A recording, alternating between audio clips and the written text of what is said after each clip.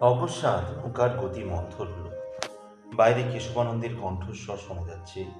সম্ভবত বিশ্রামের জন্য পূর্ব নির্দিষ্ট কোনো ঘাট এসেছে, তা কোনো গঞ্জ। এখানে একদিন বিশ্রাম করে আবার যাত্রা শুরু হবে। এখানে মঠের শিষ্য সেবক ভক্ত আছে, তারা আসবে, প্রণামী দেবে, প্রণাম করবে। কিন্তু কোন ঘাট? রাজমহল রাজমহল শিকরি গলিঘাট পার হয়ে এসেছে নৌকা। তারপর বিশ্রামের কথা সুলতানগঞ্জে। গৈরিনের দর্শন করে মুঙ্গেরে গিয়ে বিশ্রাম, তাহলে সুলতানগঞ্জ এলো। ঠিক এই মুহূর্তেই সিঙা বেজে উঠল। সিংহার ধ্বনিতে সংকেত জানানো হচ্ছে, নৌকার গতি সংযত করো, হুঁশিয়ার, রোক না হ্যায়, রোক না হ্যায়। তা না হলে রাজমহল নয়, কোনো নৌকাতে কোনো একটা কিছু দুর্ঘটনা ঘটেছে। এ সংকেতে তীরে ভিড়বার নয়, এ সংকেত দুর্ঘটনার জন্য নৌকাগুলিকে হুঁশিয়ারের সঙ্গে গতিরোধ করবার সংকেত। দুর্ঘটনা? কি দুর্ঘটনা?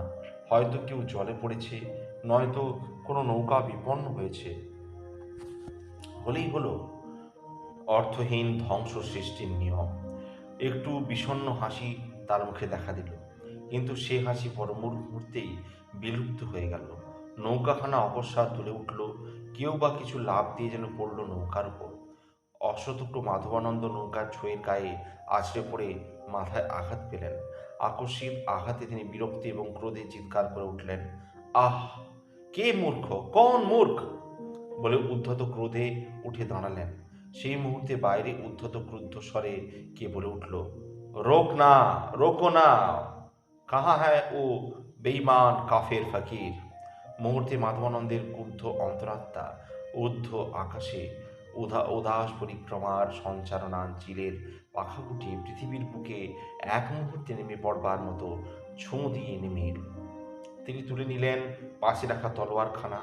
দরজার মুখে সেই ক্ষণটিতেই দেখা দিল এক দীর্ঘকায় পাঠান। সেই মুহূর্তেই আবার নৌকাখানা দুলে উঠল, আবার কেউ লাফিয়ে পড়েছে নৌকার উপর। সেই দোলায় দরজার মুখে পা হড়কে পাঠান পড়ে গেল। মাধবানন্দ ফিরেছেন, দুরন্ত ক্রোধে দৃঢ় হয়ে দাঁড়িয়েছেন। তিনি সুযোগ উপেক্ষা করলেন না, লাফ দিয়ে তার বুকের ওপর পড়ে তলোয়ারের অগ্রভাগ সজোরে বিদ্ধ করে দিলেন। বাইরে বন্দুক গর্জে উঠল। কেউ একজন পড়ল নৌকার পাটাতনের ওপর। মাধবানন্দ বসে পড়ে হামাগুড়ি দিয়ে বাইরে বেরিয়ে এলেন। দেখলেন পাশেই একখানা ছিপ। ছিপ থেকে নবাবী কোতোয়ালি জমিদার চৌকিদার নৌকায় উঠবার চেষ্টা করছে, কিন্তু দূরে আরও দুখানা ছিপ। এপাশে তার নৌকার বহরের সম্মুখের ওপর সারি সারি দিয়ে দাঁড়িয়েছে সন্ন্যাসীর দল, হাতে বন্দুক, তীর, ধনুক, সড়কি। নেতৃত্ব করছেন কেশবানন্দ। পাটাতনের ওপর গুলি খেয়ে পড়েছে তারই একজন সেবক। মাধবানন্দ জ্বলে উঠলেন বৈশাখের আগুনের মতো। ছিপে নবাবী সিপাহীদের একজন বন্দুক গাচ্ছে, একজন তুলছে। মুহূর্তে তিনি চিৎকার করে তরবারি হাতে ঝাঁপিয়ে পড়লেন পাশের ছিপটায়। হরিহর হরিহর, লগন আ গয়া। হ্যাঁ, লগন এবার সত্যিই এসেছে। নবাবী শক্তির সঙ্গে এই প্রথম সংঘর্ষ। সামনের জমাদারটার মাথার ওপর পড়ল উদ্ধত তরবারি, কিন্তু সেই মুহূর্তে একটা নিষ্ঠুর আঘাত অনুভব করলেন, বন্দুকের গুলি। আহ! সেই নাস্তিত্ব, মানুষ লোক দর্শন করা সেই বিচিত্র সস্তা সত্তা আজ বাস্তবে দিবালোকের মধ্যে প্রত্যক্ষ হয়ে আসছে। এক কৃষ্ণ অবগুণ্ঠনাবৃতা, রহস্যময়ী। তাকে ধরা যায় না, ছোঁয়া যায় না, শুধু নিদারুণ হতাশায় আতঙ্কের মতো ঝাপসা। তার আঁচল দিয়ে সব কিছু মুছে দিচ্ছে। দুলোক ভুলোক দুলছে, উল্টে যাচ্ছে। পড়ে তিনি জলে পড়ে গেলেন। বন্দুকের শব্দ উঠল বহু দূরে, যুদ্ধক্ষেত্রের শব্দের মতো। গঙ্গা জলস্রোতের মধ্যে রহস্যময়ী যেন কারাগ্রহণ করেছে। বর্ণহীন, গন্ধহীন, শব্দহীন, গতিহীন নাস্তিত্ব। স্পর্শও নেই, গঙ্গা জলের শীতলতাও নেই, স্পর্শাতীত হয়ে বিলুপ্তিতে মিশিয়ে যাচ্ছে। না, তারপরও তো রয়েছে অমৃতলোক। কাঁসর ঘণ্টার শব্দ উঠছে, তাকে ঘিরে মৃদু প্রসন্ন প্রদীপের আলো এবং মধুর ধূপকণ্ঠ। তারই সঙ্গে ললাটে একটি স্নিগ্ধ কোমল শীতল স্পর্শ অনুভব করলেন। মাথার শিহরের দিকে তিনি চেয়ে শিউরে করলেন, ঠিক ঠিক তার কল্পনার মতো একটি মূর্তি, কালো কাপড় পরা একটি মূর্তি তার মুখের দিকে ঝুঁকে তাকিয়ে রয়েছে। কিন্তু সে মুখ ঘন এলো চুলের রাশিতে ঢাকা। কালো চুলের ডগাগুলি তার কপালের উপর ঝুলছে, যেন স্পর্শও করছে। এ কি সেই? এ সবই যেন স্বল্প কয়েকটি মুহূর্তের জন্য। কয়েক মুহূর্ত পরেই আবার সেই নাস্তিত্ব তাকে চারিদিক থেকে বৃত্তাকারে ঘিরে চৈতন্য মণ্ডলের কেন্দ্রবিন্দুতে এসে নিরন্ধ্র করে মিলিত হল। নীলাম্বরী পরা রূপসী একটি মাধবানন্দের শিয়রে বসেছিল। সেই ঝুঁকে তার মুখের দিকে তাকিয়েছিল একাগ্র দৃষ্টিতে। বারেকের জন্য মাধবানন্দের চোখ মেলে চাওয়া তার একাগ্র দৃষ্টি এড়ায়নি। মাধবানন্দ এবার চোখ বুঝতেই সে ধীরে ধীরে মাধবানন্দের হাতখানি টেনে নিয়ে নাড়ি পরীক্ষা করলে। তারপর হাতখানি সন্তর্পণে নামিয়ে রেখে পাশের ত্রিপদী থেকে খল, নুড়ি, ওষুধ নিয়ে মুখে মধু দিয়ে মেরে আঙুল দিয়ে জিভে লাগিয়ে দিলেন। তারপর কয়েক ঝিনুক ফোঁটা দুধ ফোঁটা ফোঁটা করে খাইয়ে দিয়ে উঠে দাঁড়ালো। এতক্ষণ যেন মেয়েটি স্পষ্ট প্রত্যক্ষ হলো। বসেছিল মুখের ওপর, চুলের ছায়া পড়েছিল, তাই আকারে অবয়বে অবগুণ্ঠন অবগুণ্ঠিত মুখের মাধুর্য ও ব্যঞ্জনা যেন অর্ধ প্রকাশিত ছিল। মেয়েটি অপরূপা, কিশোরী অথবা যুবতী বোঝা যায় না। কৈশোর যৌবনে সঙ্গমে স্নান করে উঠেছে সে। এ মেয়ে সেই মেয়ে, যারা চির কিশোরী, চির যুবতী, একাধারে দুই।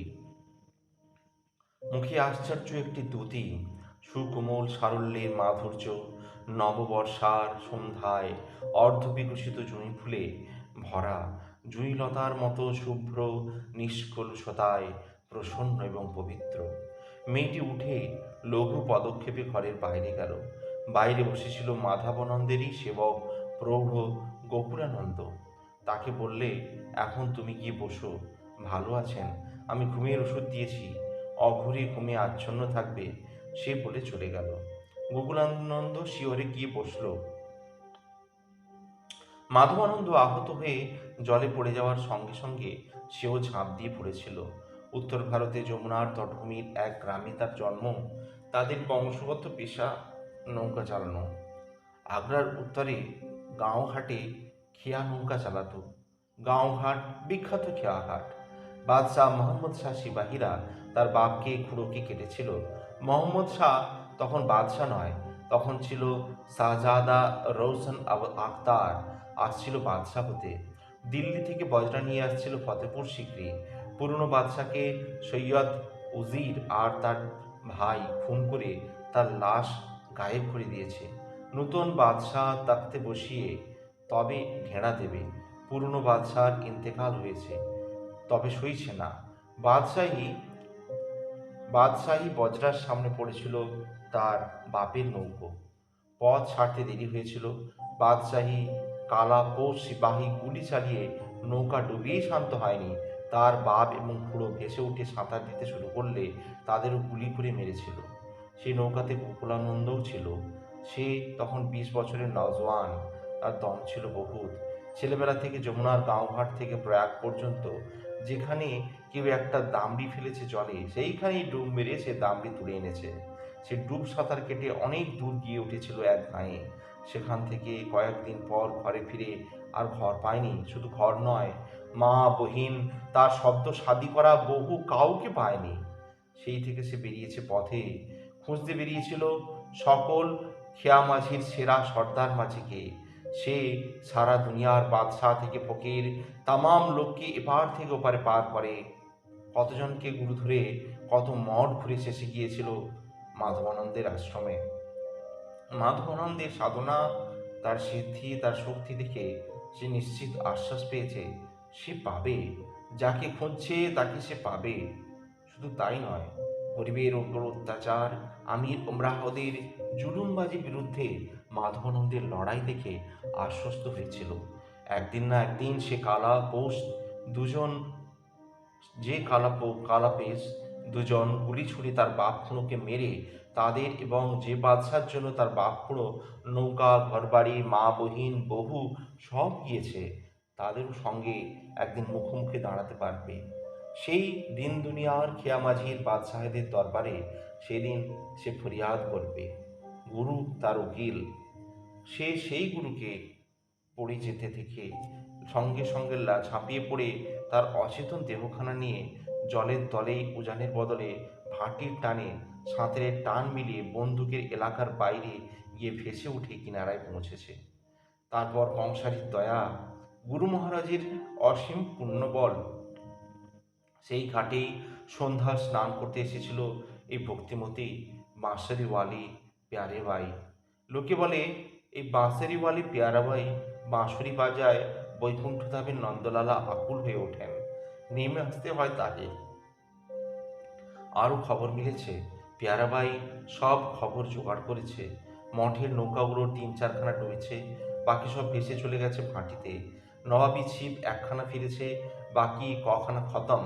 সন্ন্যাসীরা নবাবী ছিপ হটিয়ে কিনারায় উঠে নৌকা ছেড়ে দিয়ে পায়দালে পাহাড় জঙ্গলের মধ্যে লুকিয়ে পড়েছে। তারা কোন পথে কোন মুখে চলেছে তার খবর ঠিক মেলেনি, কিন্তু তারা গঙ্গার কিনারা ধরে হাঁটছে কিনা এটা বিলকুল ঠিক, হাঁটছে না এটা বিলকুল ঠিক। কেশবানন্দজি বেওকুব নন। সামনের মুঙ্গের পর্যন্ত এবং পিছনের রাজমহল পর্যন্ত প্রত্যেক নবাবী খানা ঘাটি হুঁশিয়ারি নজর রেখেছে গঙ্গার বুকের উপর এবং গঙ্গার দুই পারের পথঘাটের উপর। কংসের সেবকদের পাকড়াও করবার হুকুম জারি হয়েছে। আশ্রম ছেড়ে যাত্রা করে উজান ঠেলে এই পর্যন্ত আসতে যে সময় লেগেছে তারই মধ্যে অনেক কিছু ঘটে গেছে, তারা খবর পাননি।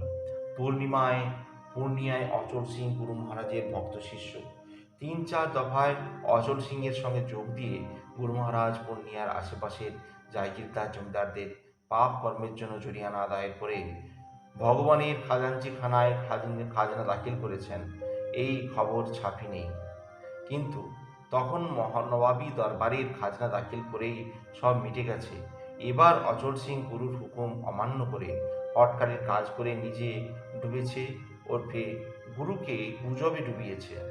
মির্জাফরের বিরুদ্ধে চারিদিকে নানান গুজব, অসন্তোষ সারা বাংলা জুড়ে। সব থেকে অসহ্য হয়েছে নূতন নবাবজাদা মিরনের অত্যাচার। অচল সিং গুরুর আদেশ অমান্য করে হাজির আলী মনসবদারকে নিয়ে পূর্ণিয়ার নতুন ফৌজদার মির্জাফরের দলের লোক মোহন সিংয়ের বেটা সোহন সিংকে হটিয়ে ফৌজদার হয়ে বসে ফতোয়া জারি করেছে। খাজনা দেবে সে তাকেই যে বাদশাহদের কাছে সুবেদারি ফরমান পাবে। আলিবর্দী বেগম বালক মির্জা মেহেদির জন্য ফরমানের চেষ্টা করছেন। এই গুজব চারিদিকে ছড়িয়েছে। ওদিকে পাটনার রাজা রামনারায়ণের হাবভাব ভালো নয়।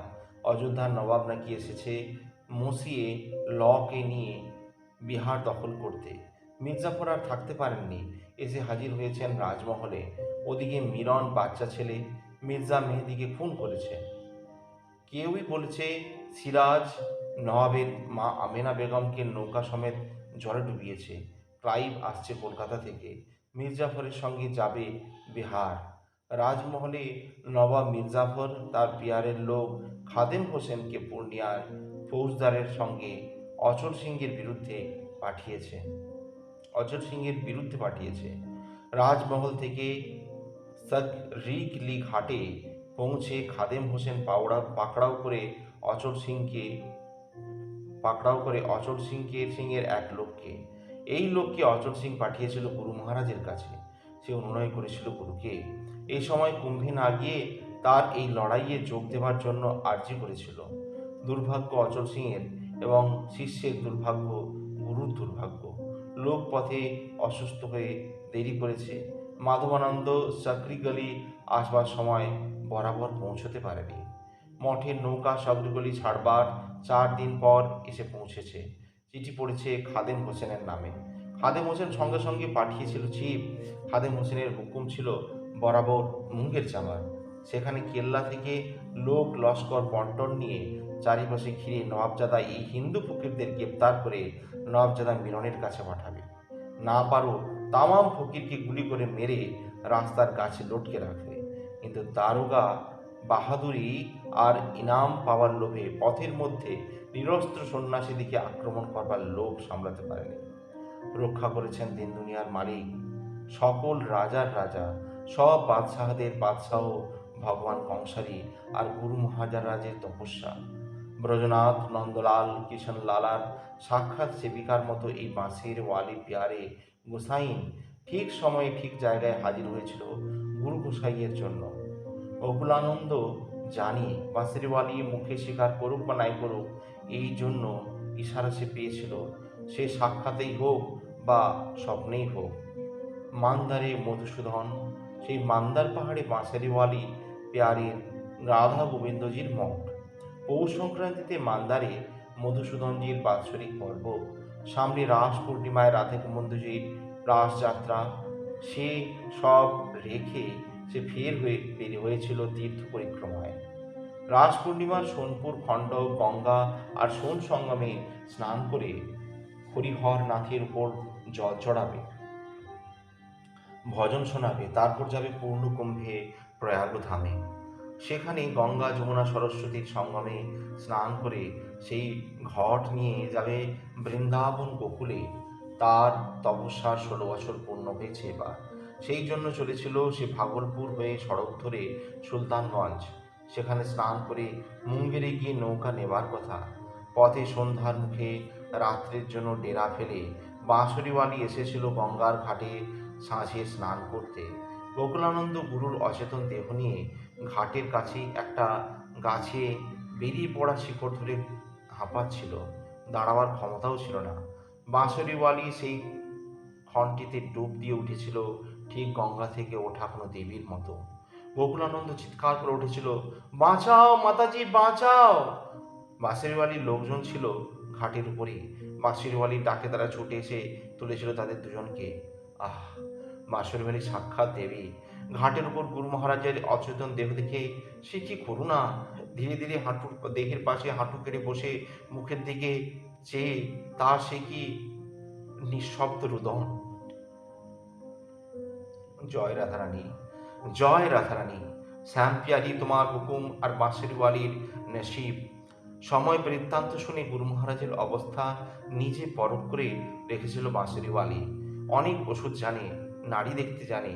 নিজে দেখে এই গাঁয়ের কাছের একজন কবিরাজকে ডেকে দেখিয়ে বলেছিল, কেউ কেউ মুঙ্গের না, চলো মান্দার। ফেরো ফেরো কবিরাজকে ডেকে বলেছিল, ফেরো মুঙ্গের না, চলো মান্দার। সঙ্গের লোকজন বিস্মিত হয়েছিল, কিন্তু সেদিকে ভূক্ষেপ বাঁশরিওয়ালির ছিল না। হুকুম রাধারানীর আর নসিব বাঁশরিওয়ালির। আর গুরু মহারাজের। প্রাক্তন গোকুলানন্দ ভেবে দেখেছে এ যেন তীরবেণীর টান, লোকের বোঝারও ক্ষমতা নাই। আর না বুঝে তাদের বিস্ময় হলেই কার কিবা যায় আসে, দুনিয়ারও যায় আসে না। বাঁশিয়ারিওয়ালির তো নয়ই, এবং বাঁশরিওয়ালির যা ইচ্ছা সেই ইচ্ছা কেন, কি জন্য, এ নিয়ে তাকরায় বাঁশরিওয়ালির লোকজনের মধ্যে নেই। বাঁশরিওয়ালি কাঁদে, বাঁশরিওয়ালি বংশী বাজায় রাধা গোবিন্দজির সামনে, বাঁশরিওয়ালি ভজন গায়, বাঁশরিওয়ালি নাচে, বাঁশরিওয়ালি ধুলোয় গড়াগড়ি দেয়। বাঁশরিওয়ালি একদিন ভিক মাগতে বের হয়, কোনোদিন বাঁশরিওয়ালি মনোহর শয্যায় সাজে। সেই শয্যা খুলে বিলকুল বিলিয়ে দেয়, কেউ কোনো কথা জিজ্ঞাসা করে না। জিজ্ঞাসা করলে ছোট এতটুকু একটু হাসি জোনাকির আলোয় মতোই জ্বলে উঠে নেমে যায়, এতেই জবাব হয়ে যায়। জবাব মানে তো মনের অস্বস্তি অখুশি ভাব, তা ওতেই মন খুশি হয়ে যায়, সব খুঁতখুঁতি মিটে যায়। বাঁশরিওয়ালির সব হয় রাধা গোবিন্দজির ইশারায়। ও জিজ্ঞাসা করতে নেই, ও বলতে নেই, শুনতে নেই। সেই রাত্রেই বাঁশরিওয়ালি কথা মতো গুরুকে টুলিতে চাপিয়ে বনের ক্রোশ পথ এসে এই মঠে এসেছে। আজ 8 দিন, 8 দিন গুরু মহারাজ বেহুশ হয়ে পড়ে আছেন। পুজোর সময় ছাড়া সব সময় মাথার শিওরে বসে আছে বাঁশরিওয়ালি। শহর থেকে বড় বড় কবিরাজ এসেছিল, তাদের কাছ থেকে সব বুঝে নিয়েছে বাঁশরিওয়ালি নিজে। আজ বাঁশরিওয়ালি বলে গেল, চোখ মিলে চেয়েছেন, শোর হয়েছিল গুরু মহারাজের। বাঁশরিওয়ালি আরতির জন্য গেল। আরতির পর বাঁশরিওয়ালির ভজন, সারা গায়ের লোক বসবে। বাঁশরিওয়ালি বংশী বাজাবে, ভজন গাইবে, নাচবে রাধারানী কিষণ লাল মহারাজের সামনে। ওই তো বংশী বাজছে, কাঁদছে মুরলী, কাঁদছে, চোখের জল আসছে গোকুলানন্দের। বাংলাদেশে এ সুর অনেক শুনেছে, কীর্তন, একটা গভীর দীর্ঘশ্বাসের দীর্ঘশ্বাস ফেললেন মাধবানন্দ। গোকুলানন্দ সন্তর্পণে একটু ঝুঁকে মুখের দিকে তাকালে, না, জাগেননি। ঘুমের ঘোরেই দীর্ঘ নিঃশ্বাস ফেলছেন। বেহুশের মধ্যেও একটা হুঁশ থাকে। সেই হুঁশের কুঠুরির ভিতর পর্যন্ত গিয়ে পৌঁছেছে এই বংশীর সুর। শেষ কার্তিকের হিমের রাত্রি, ঠান্ডা আসছে জানলা দিয়ে, শুরু আসছে ওই পথে। গোকুলানন্দ উঠে গেল জানলাটা বন্ধ করবার জন্য। ঠান্ডা লেগে যাবে বলে গিয়েছে বাঁশরিওয়ালি। কবিরাজও বলে গিয়েছে এই অবস্থায় ঠান্ডাকে সাবধান, সর্দি হলে বহুত মুশকিল হবে, বুকে সর্দি বসলে কাশি হবে, জ্বর আসবে, হুঁশিয়ার। জানলা বন্ধ করতে গিয়ে থমকে দাঁড়ালো। বাঁশরি বন্ধ হয়ে সারঙ্গি বাজছে, মন্দিরা বাজছে, ঠিনি ঠিনি ঠিনি ঠিনি। এইবার গাইবে বাঁশরিওয়ালি পেয়ালে। বাইরে চাঁদনি ঝলমল করছে। সামনে কদিন পরে রাধারানী আর ব্রজ বালাদের নিয়ে কানহারি লালের রাজ দরবার বসবে। মলমলের ফরাস বিছানো হচ্ছে, মসলিনের ঝালর ঝোলাচ্ছে, নীলমণি দিয়ে মোড়া দরবারের ছাদটাকে দুধ দিয়ে মাজা ঘষা হচ্ছে। চন্দ্রকান্ত মণির বাতির ডোমটাকে মুছে সাফা হয়েছে, আর একদিকের আঙুল 2 জায়গায় কালি পড়ে আছে। ওইটুকু মোছা হলেই বাস সুগোল হয়ে একটা জ্বলন্ত নিটল মুক্তোর মতো টলমল করবে। শীত আসছে, কোকিল পাপিয়াগুলোর গলায় সর্দি জমবে। এই রাস দরবারে তারা গীত গেয়ে গোটা শীতের মতো গান বন্ধ করবে। সেই রাজ দরবারে গানের মহড়া দিচ্ছে। একটা কোকিল হঠাৎ কু কু করে ডেকে উঠল, নাচত নাগর রাজ, ঝমর ঝমর ঝম, ঝমর ঝমর ঝম, হাস রস রঙ্গিয়া, শীতপট সাজ, সুন্দর শাম।